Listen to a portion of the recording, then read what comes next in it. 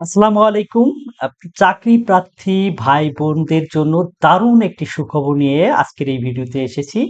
Jahangir's online school Facebook page এবং YouTube চ্যানেলের পক্ষ থেকে আমার আন্তরিক সালাম এবং শুভেচ্ছা গ্রহণ করুন। আপনারা ইতিমধ্যেই বিভিন্ন পত্র ও পত্রিকার মাধ্যমে জেনে গেছেন যে ২০২৫ সালে প্রাইমারিতে প্রায় ১,০০,০০০ শিক্ষক নিয়োগ করা হবে। তো কোন অ্যাঙ্গেল থেকে কোন পারপাজে এবং কবে নাগাদ নিয়োগ নেয়া হবে এভরিথিং থাকছে এই ভিডিওতে। ভিডিওটি না টেনে সম্পূর্ণ দেখুন। আশা করি অনেক কিছু জানতে পারবেন এবং যারা এখনো পড়াশোনার টেবিলে ফিরে আসেননি তাদেরকে বলব দ্রুত আপনারা পড়াশোনার টেবিলে ফিরে আসুন। কারণ এই প্রাইমারির মতো আপনার নিজের এলাকায় থেকে চাকরি করার যে সুযোগ অন্য কোনো চাকরিতে কিন্তু এত সুযোগটা নাই এবং আপনারা জানেন যে বাংলাদেশের অন্যান্য মেক্সিমাম চাকরিতে লিখিত এবং ভাইবা পরীক্ষা হয়ে থাকে। প্রাইমারিতে যেখানে কিনা শুধুমাত্র পরীক্ষা দিয়েই আপনাকে সরাসরি ভাইবার মাধ্যমে নিয়োগ প্রক্রিয়াটা সম্পন্ন করা হয়। সুতরাং এই অপরচুনিটি দ্বিগুণ হয়ে গেছে আরো তখন যখন কিনা ৯৩% মেধায় নিয়োগ দেয়া হবে। যেখানে পোষ্য কোটা বা বিজ্ঞান কোটা বা আদার্স যে কোটাগুলো আছে নারী কোটা এভরিথিং কিন্তু অপসারিত হয়েছে এই আন্দোলনের মধ্য দিয়ে। সো যারা এতদিন ধরে প্রাইমারিতে ভাইবা দিয়েছেন বা প্রস্তুতি নিয়েও আশা পাচ্ছিলেন না তাদেরকে আমি বলবো যে আপনারা নিঃসন্দেহে এবার মাঠে নামতে পারেন পড়াশোনার জন্য।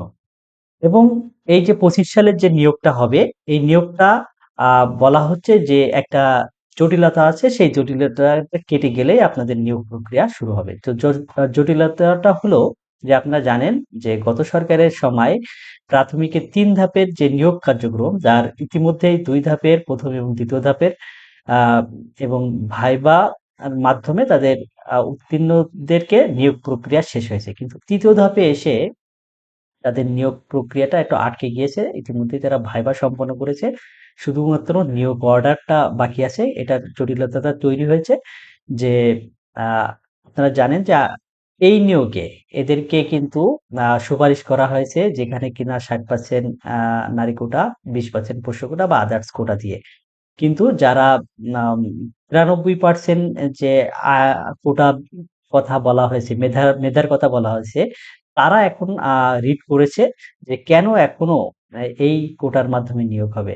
আসলে এখানে একটা জটিলতা তৈরি হয়েছে। জটিলতা তৈরি হওয়ারও কথা। কারণ ইতিমধ্যে ১ম এবং ২য় ধাপ যারা কিনা কোটার মাধ্যমে নিয়োগ হয়েছে, ৩য় ধাপ কেন তারা তাহলে কোটা পাবে না? সার্কুলারেও তো কোটার কথা উল্লেখ ছিল। আবার এখন তো কোটা নেই। তাহলে কেন আবার কোটায় নিয়োগ হলো? এই ধরনের একটা জটিলতা তৈরি হয়েছে। এই জটিলতাটা আইনের বিষয়। তো এটা নিরসন হলেই ইনশাআল্লাহ আপনাদের নিয়োগ কার্যক্রম শুরু হবে। ইতিমধ্যেই মন্ত্রণালয় সূত্র জানিয়েছে যে ২০২৫ সালে ১,০০,০০০ শিক্ষক নিয়োগ দেয়া সম্ভব হবে এবং সেই পদ ইতিমধ্যেই খালি হওয়ার প্রক্রিয়াধীন আছে। কি, কি প্রক্রিয়ায় এই নিয়োগটা হবে সেটা আ আ তারা বলেছে যে ১,০০,০০০ শিক্ষক নিয়োগ দেওয়া হবে। কারণ হচ্ছে এটা কিন্তু গত সরকারের আমলেই এই প্রকল্পটা হাতে ছিল। পিডিবি-4 এর আন্ডারে আপনাদের প্রায় ১,০০,০০০ শিক্ষক নিয়োগের কথা বলা ছিল। যেখানে ৪৫,৫২৭ জন শিক্ষক নিয়োগ দেওয়া হয়েছে এবং এই ৩য় ধাপে নিয়োগের জন্য অপেক্ষায় আছে ৬,৫৩১ জন। তো এই ৬,৫৩১ জন নিয়োগ পেলেও কিন্তু ৫০,০০০ নিয়োগ আ সম্পন্ন হবে প্রায়। কিন্তু আরো ৫০,০০০ পদ খালি থাকবে এবং আ বলা হচ্ছে যে ১,০০,০০০ তাহলে কিভাবে হয়? কারণ হলো আপনারা জানেন যে ইতিমধ্যেই প্রাইমারিতে কিন্তু সহকারী প্রধান শিক্ষক পদ সৃজন করা হয়েছে। আর এই সৃজিত পদের ৯,৫৭২ টি সহকারী শিক্ষক পদ আ ইতিমধ্যেই সৃজন করা হয়েছে।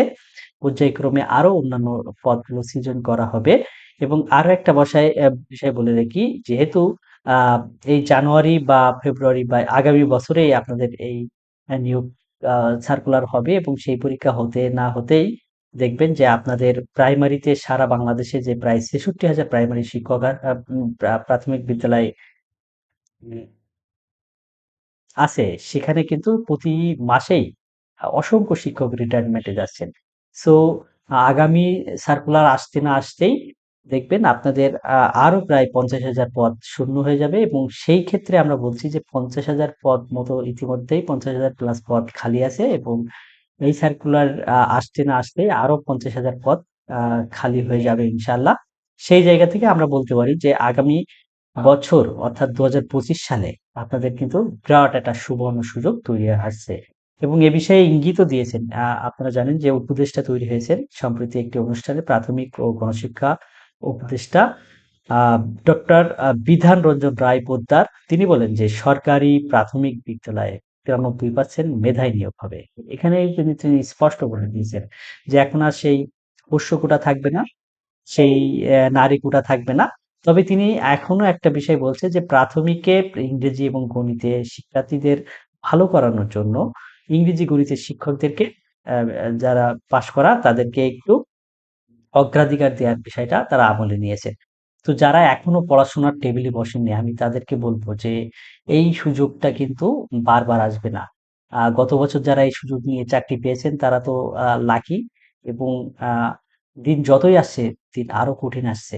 সো আপনার আ যে সামনের যে সুযোগটা আসছে সেই সুযোগটাকে কাজে লাগাতে হলে বিশাল বড় আ মানে এ নিয়োগে আপনাকে শামিল করতে হলে এখন কিন্তু পড়াশোনার টেবিলে বসতে হবে এবং আপনাদেরকে জ্ঞাতার্থে বলে রাখি যে আমার প্রাইমারি ৭ম ব্যাচ। এ পর্যন্ত আমি ৬ টা ব্যাচ সফলভাবে সম্পন্ন করেছি। ৭ নম্বর ব্যাচে যারা ভর্তি হতে চান তারা আমার স্ক্রিনে দেয়া নাম্বারে এখনই যোগাযোগ করুন। তবে আমার অন্যান্য নিয়োগের আরো ২ টা ব্যাচ চলমান থাকায় এই মুহূর্তে না হলেও আমি জানুয়ারির শেষে আপনাদের ভর্তি কার্যক্রম করব এবং এখানে ৪ টা সাবজেক্ট বাংলা, ইংরেজি, গণিত, সাধারণ জ্ঞান ৪ টা বিষয়ে আলাদা, আলাদাভাবে ক্লাস হবে। ক্লাসগুলো আজীবন রেকর্ড থাকবে এবং প্রতিটা বিষয়ের সাজেশন ভিত্তিক নোট আপনারা পেয়ে যাবেন। তো যারা ভর্তি হতে চান এখনই মেন্টালি প্রিপেয়ার্ড নেন এবং একসাথে পড়াশোনাটা চালিয়ে যান। তো আর কারো যদি কোনো বিষয় জানার থাকে অবশ্যই নক দিবেন। আ আ দেখা হবে অন্য কোনো বিষয়ে, অন্য কোনো ভিডিওতে। আল্লাহ হাফেজ।